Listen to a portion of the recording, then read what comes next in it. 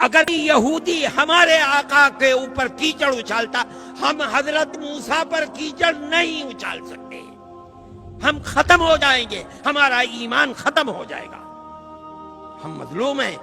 اگر کوئی بدھسٹ کیچڑ اچھالتا ہے، رام کا ماننے والا کیچڑ اچھالتا ہے ہمارے آقا پر، ہم نہیں کیچڑ اچھالیں گے۔ کیوں؟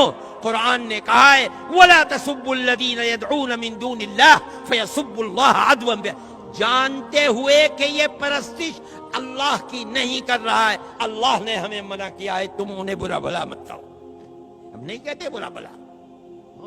آپ نے دیکھا ہوگا رام کو ہم نہیں برا، ہمارے سر اور آنکھوں پر ہم ان کا احترام کرتے ہیں، ہم مہاتما بدھ کا احترام کرتے ہیں۔ رہ گئی یہ بات کہ ان کی تعلیمات کے اندر شرک و کفر ہے۔ ایک زمانہ گزر چکا، کہتے ہیں 14 لاکھ سال پہلے رام اور سیتا تھی، اس زمانے کے اندر ان کی تعلیمات بدل گئی ہو سکتا ہے۔ حضرت عیسیٰ کی تعلیمات بدل گئی، حضرت موسیٰ کی تعلیمات، قرآن کہتا ہے تعلیمات بدل گئی، رام اور مہاتما بدھ کی تعلیمات بھی بدل گئی ہو سکتا ہے، اور ہو سکتا ہے کہ وہ نبی ہوں۔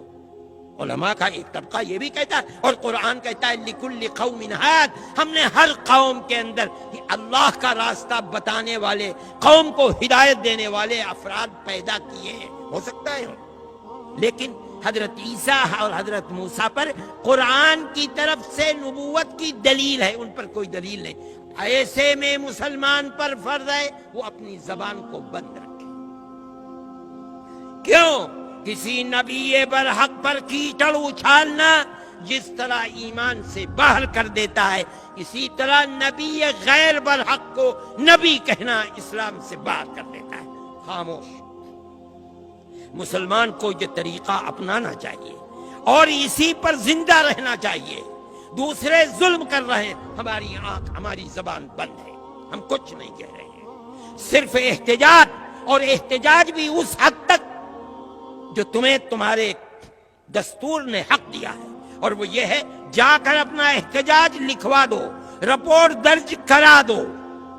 اگر نہیں بس چلتا آگے بڑھ کر کے کورٹ میں پہنچ جاؤ، مقدمہ دائر کر دو، یہاں تک تمہارا حق ہے۔ اس سے زائد بڑھو گے تو ملک کے اندر امن و امان قائم نہیں رہے گا، اکثریت کا بھی نقصان ہوگا، اقلیت کا بھی نقصان ہوگا۔ دیکھو ابھی تمہارے برابر میں ہانس روڈ کے اندر ہو گیا، ہندوؤں کا بھی قتل ہو گیا، مسلمانوں کا بھی قتل ہو گیا، دکانیں بھی جل گئیں، بات کچھ بھی نہیں تھی۔ میرے بھائی، جمعیت علماء کبھی جذبات سے نہیں کھیلتی، ہم نہیں کھیلیں گے۔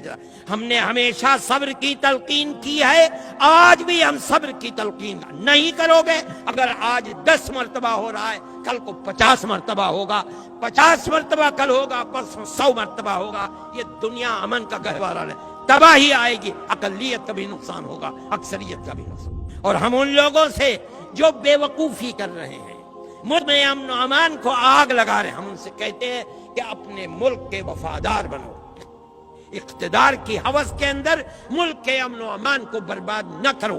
اگر کرو گے تو یاد رکھو تاریخ کے اندر تم ملک کے سب سے بڑے غدار اور دشمن سمجھے جاؤ گے۔